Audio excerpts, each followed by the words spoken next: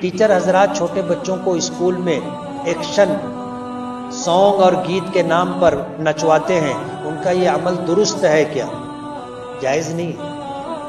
नाचना गाना हमारी शरीयत में हराम है। जब मक्का फतेह हुआ था, हजरत उसामा इब्न ज़ैद रजी अल्लाह ताला जब मक्का फतेह हुआ तो खुशी में हजरत उसामा जोश में आ गए और उछलने लगे। तो हुजूर ने फरमाया अलैका या उसामा, माह या उसामा, उसामा रुको रुको रुको।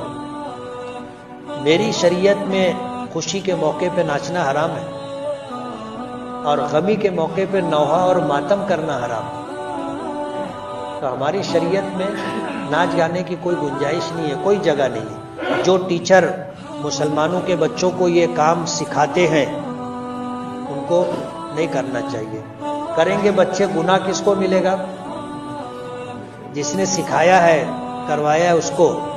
बच्चे तो अभी बच्चे हैं, मुकल्लफ भी नहीं है, उनको क्या मालूम नाचने गाने का काम सवाब का काम है कि गुनाह का काम है।